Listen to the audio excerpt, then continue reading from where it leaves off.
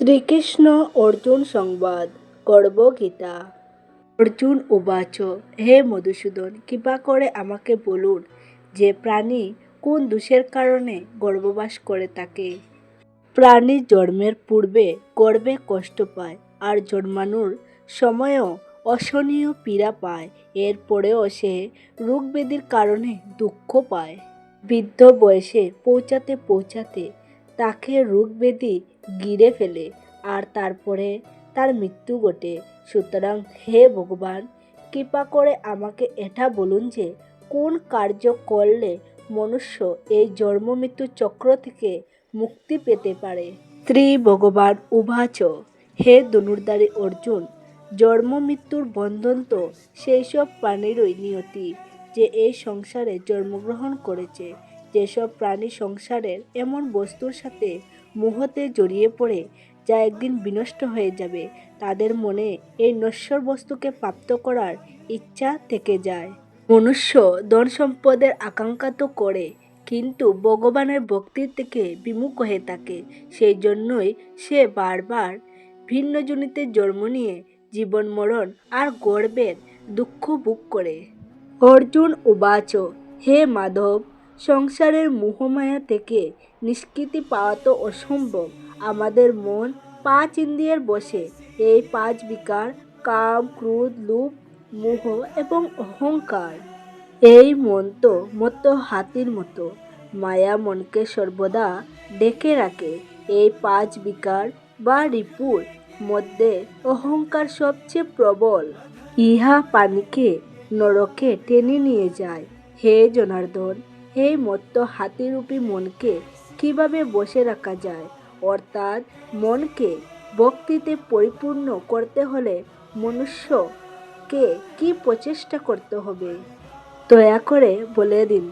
শ্রীকৃষ্ণ উবাচ হে কুন্তেহ, যেভাবে মত্ত হাতিকে বসে রাখার জন্য মহাবৎ অঙ্কুশকে প্রয়োগ করতে হয়, সেই রকমই মনকে বসে রাখার জন্য জ্ঞানরূপী অঙ্কুশ প্রয়োগ করতে হয়। ভক্তি এবং জ্ঞান অভ্যাসের দ্বারা আয়ত্ত করা সম্ভব। অহংকার করলে জীবন নরকের ন্যায় হয়ে ওঠে। অর্জুন উবাচ হে জনার্দন, কিছু মানুষ আপনার প্রতি ভক্তি লাভের জন্য বনে জঙ্গলে ঘুরে বেড়ায়, আর কিছু মানুষ সাংসারিক মোহমায়া ত্যাগ করে বিভিন্ন জায়গায় দিশাহীনভাবে ঘুরে বেড়ায়। সুতরাং এ প্রভু, আপনার ভক্তি কীরূপে পাওয়া সম্ভব তা কিভাবে জানা যাবে, আমি জানতে ইচ্ছা করি। শ্রী ভগবান উবাচ প্রিয় অর্জুন, যে মনুষ্য আমাকে লাভ করার জন্য বনে বনে ভ্রমণ করেন তাকে সন্ন্যাসী বা বৈরাগী বলে জানবে। যারা মাথায় জটা বাঁধে বা শরীরে পোষ্য মাকে, তারা আমার দর্শন করতে পারে না, কারণ তাদের মনে ভক্তি বা প্রেম কোনোটাই নেই। তারা অহংকারে ডুবে থাকে। তব বা বৈরাগ্যের অহংকার আমার প্রতি ভক্তি লাভের পথে প্রধান বাধাস্বরূপ। শুদ্ধ মনে যে আমার ভক্তি করে, সেই সৎ অভ্যাসেই যে কাম, ক্রোধ, মোহ, লোভ এবং অহংকার থেকে মুক্ত, আমি তাকে দর্শন দিয়ে থাকি। অর্জুন উবাচ হে মধুসূদন, মনুষ্য এই 5 বিকারের বশবর্তী হয়ে নিজের এই সাংসারিক জীবনকে নষ্ট করে ফেলে। হে মাধব, কোন পাপের কারণে কারোর স্ত্রীর অকাল মৃত্যু হয়, কারোর পুত্র মারা যায়, এবং কোন পাপের কারণে মানুষ নপুংসক হয়ে যায়, আমি জানতে ইচ্ছা করি। শ্রী ভগবান উবাচ হে অর্জুন, যে ব্যক্তি ঋণ নিয়ে তা পরিশোধ করে না, সে এই পাপ কার্যের জন্য তার স্ত্রীকে হারায়। যে কারোর বন্ধক নিয়ে তা ফেরত দেয় না, সেই দোষে তার পুত্র মারা যায়। যে ব্যক্তি কাউকে সহায়তা করার প্রতিশ্রুতি দিয়েও সময় মতো তা পালন করে না, সেই ব্যক্তি নপুংসক হয়ে যায়। এই সবগুলোই হলো ভয়ঙ্কর পাপ। অর্জুন উবাচ হে পরমেশ্বর, মনুষ্য কোন পাপের কারণে সব সময় রোগ ভোগ করে, আর কোন পাপের কারণে বার বহনকারী গাধার জন্মপ্রাপ্ত হয়? তদা গাধার জন্ম প্রাণী কোন পাপ কর্মের ফলে পেয়ে থাকে, কোন কুকর্মের জন্য সে জঘন্য পশু হয়ে জন্ম নেয়, তা আমাকে কৃপা করে বলুন। শ্রী ভগবান উবাচ, হে ধনুর্ধারী, যে ব্যক্তি নিজের কন্যা সম্প্রদান করেও তার মূল্য বুঝে নেয়, অর্থাৎ যে নিজের কন্যাকে বিক্রি করে, সে সর্বদাই রোগী হয়ে থাকে। যে ব্যক্তি অভক্ষ ভোজন করে এবং বিষয় বিকারের জন্য মদ্যপান করে, সে গাধা জন্মপ্রাপ্ত হয়।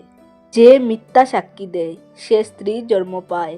যে নারী রান্না করে প্রথমেই ভোজন করে এবং পরে ভগবানকে অর্পণ করে, সেই নারী বিড়াল, শূকর প্রভৃতি যোনিতে জন্মগ্রহণ করে। অর্জুন উবাচ, হে কৃপানিধান, এই সংসারে কিছু মানুষকে আপনি ধন দৌলত প্রদান করেছেন, আর কিছু মানুষকে হাতি, ঘোড়া, রথ প্রভৃতি দিয়েছেন। তারা কোন পুণ্য কর্ম করেছে, কৃপা করে আমাকে বলুন। শ্রী ভগবান উবাচ, হে ধনঞ্জয়, যে উত্তম মনে কাউকে স্বর্ণ দান করে, সে উত্তম বাহন তথা হাতি, ঘোড়া, রথ ইত্যাদি প্রাপ্ত হয়। যে ভগবানকে সাক্ষী মেনে কন্যাদান করে, সেই ব্যক্তি উত্তম পুরুষ রূপে জন্ম নেয়। অর্জুন উবাচ, হে ভগবান, আপনি এই সংসারে কাউকে খুব সুন্দর ও স্বাস্থ্যবান বানিয়েছেন, তো কাউকে কুৎসিত, কাউকে ধনবান করেছেন, তো কাউকে নির্ধন। এরকম বৈপরীত্য কেন ভগবান?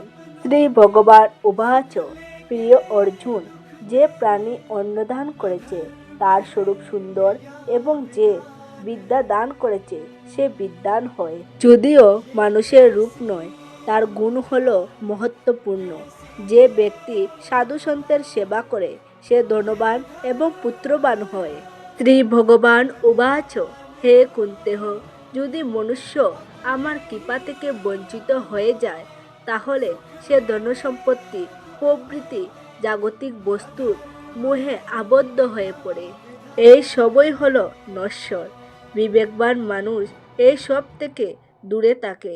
যারা সাংসারিক মোহ ত্যাগ করে, পবিত্র স্থান দর্শন করে, আমার প্রতি নিষ্কর্ম ভক্তি প্রদর্শন করে, তারা রাজার সমান সুখ এবং জ্ঞান প্রাপ্ত হয়। সব বস্তুই নশ্বর, কেবল আমার প্রতি ভক্তি হল অবিনশ্বর।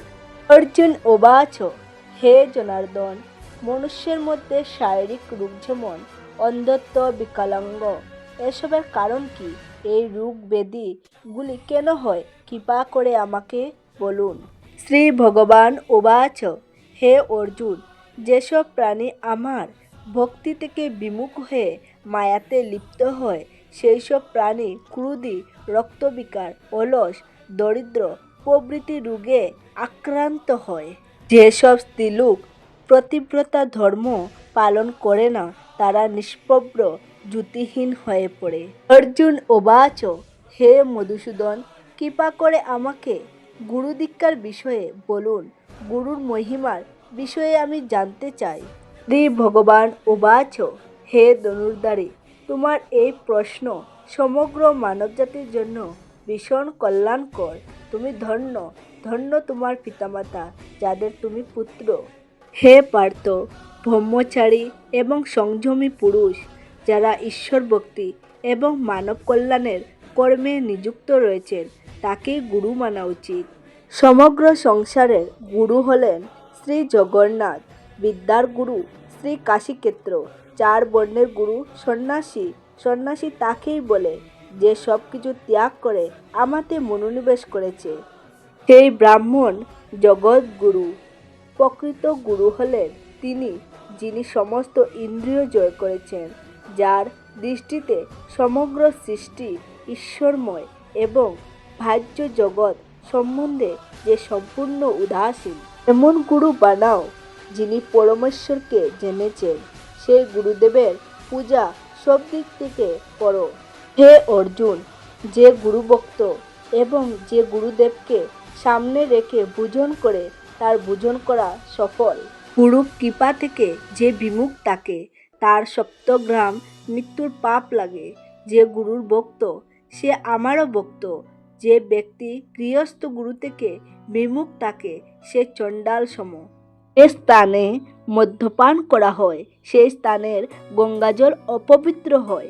সেই রকমই গুরু বিমুখ ব্যক্তির ভোজন অপবিত্র হয়। এইরকম ব্যক্তি কুকুর, শূকর, কর্দম, কাক প্রভৃতি ঝুনিতে জন্মগ্রহণ করে। হে কুন্তেহ, গুরু দীক্ষা ছাড়া প্রাণী উদ্ধার হতে পারে না। গুরু বিনা ব্যক্তি নরকগামী হয়। যে ব্যক্তি গুরুর সেবা করে সে অশ্বমেধ যজ্ঞের ফল লাভ করে।